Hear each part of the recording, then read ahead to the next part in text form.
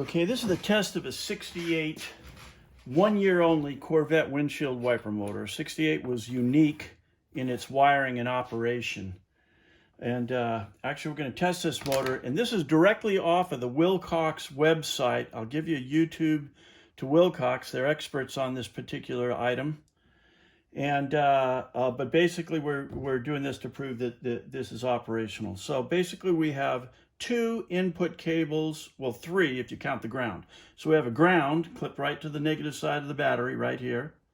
And we have a positive down there that we can remove and replace wires on as necessary throughout the test. We have two inputs. We have the input, which is a wiring harness plug, a 3-wire plug. And we have what they call the 1, 2, 3 connector right here, which we're using the same color codes as Wilcox does in his test: green, yellow, and blue. These two are actually ground wires because this operates on a ground loop system. And we've got power in right here to positive to the central yellow lead. The wires on this plug are a ground, which is your blue wire. Now, the reason I've got it white here is because actually for the 68 only, this is a white lead going into the motor. When this motor is rebuilt, they use blue. Who knows why? But I've got it designated as white here to be identical to the Wilcox test. Your red wire here is a power supply hooked to our power down here.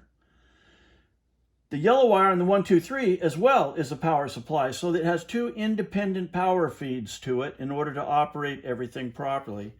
And then the brown wire, which is in the top location of this plug right here, is actually a feedback to a vacuum switch on the back of the tachometer. And I'm not exactly sure what that vacuum switch does. It's actually on Wilcox online. They do go into that in more depth. But right now we've got it hooked up to a voltmeter. The line here goes through our voltmeter. When this needle swings across, we've got 12 volts. And what that does is it activates a vacuum solenoid on the back of the tachometer. So right now we're actually all hooked up and ready to test. So basically this is how it works. Both these wires together are grounded. I'm just going to use the convenient ground of this case here. And we have low speed. Now if we remove just one of the wires, and I think it's the blue wire, yeah, then the unit parks. If we remove the green wire, we have high speed. So you can see that the switch that operates this has multi-functions. High speed, low speed, and providing the green wire is still on there, park. So once again, low speed, high speed. Now I have to put the park wire back on to allow it to park. So let's see here. If I pull off the green wire, again, high speed, low speed, park.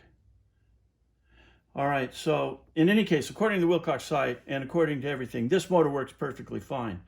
Now, there is also a 3-prong relay involved with all of this mess that the switch defers to that you may not have even looked at.